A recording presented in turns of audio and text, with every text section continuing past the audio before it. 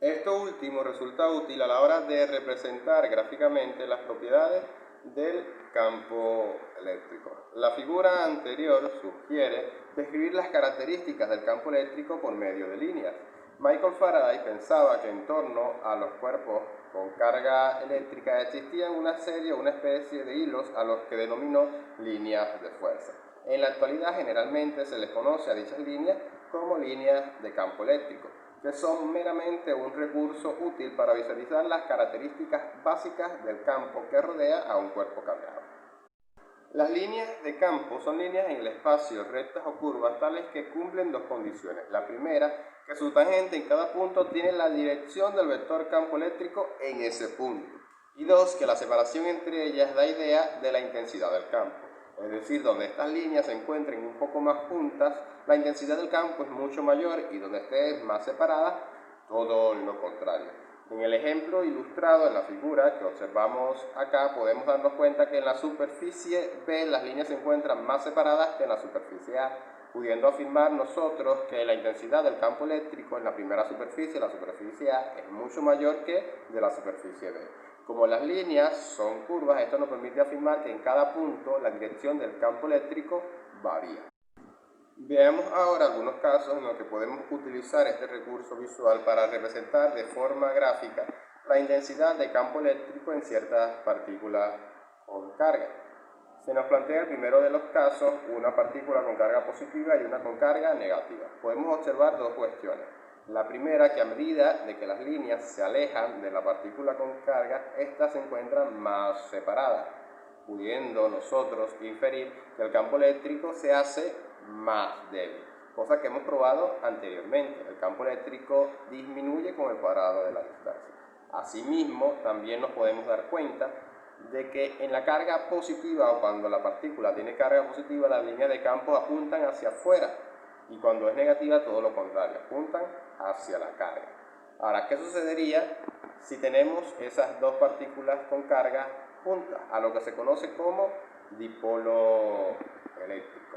Imaginemos el caso de dos partículas con cargas de igual magnitud, pero de signo contrario, y ambas ubicadas en el mismo espacio. Observemos que las líneas salen de la carga positiva y entran en la carga negativa. La misma cantidad de líneas que sale de una carga entran en otra, de manera que podemos inferir que la magnitud es la misma, ya que poseen la misma cantidad de líneas. Observemos que en algunos casos, por ejemplo, la mitad de ellas, las líneas se encuentran mucho más juntas. Podemos afirmar que allí también la intensidad del campo es mayor, a diferencia de partes más externas donde podemos decir que el campo, la intensidad del campo es menor. Este dipolo eléctrico puede darse también en el caso de que las magnitudes sean diferentes, caso que observamos al principio. En este caso tenemos una carga que tiene el doble de la magnitud de la carga negativa. Notaremos entonces que las líneas de campo que salen de la carga positiva no todas llegan a la carga negativa, afirmando que esta posee más líneas de campo porque su intensidad es mucho mayor. Ahora, ¿qué sucedería si las cargas son de igual signo? Un caso en el que las cargas sean de igual signo nos vamos a encontrar de la siguiente manera: dos partículas de igual magnitud pero del mismo signo. Podemos observar que las líneas de campo, en el caso de que son positivas, salen de ambas cargas, pero se repelen una de la otra. De manera que, al igual que en la anterior, las líneas se curvan, pero en este caso alejándose una de la otra. En el medio o en el centro de la unión o de la separación entre dichas cargas, el campo es nulo, ya que podemos observar que no se encuentra ninguna línea de campo en esa región. Ahora, casos más complejos o de cuerpos cargados, tenemos una lámina infinita, una lámina muy extensa con carga positiva. Al igual que las partículas con carga, las líneas de campo salen de ella. ¿Por qué? Porque tienen carga positiva. Y las líneas no presentan curvas, ya que la lámina es infinita. Y un último caso podemos encontrar cuando tenemos dos láminas, una frente a la otra, cargadas con diferentes signos, pero de igual magnitud. Las líneas de campo que salen de una lámina, es decir, la lámina positiva, llegan a la lámina negativa. Algo que podemos observar y que es bastante importante es que en el interior de las láminas la intensidad del campo es muchísimo mayor que en la parte externa, donde las líneas de campo se curvan un poco.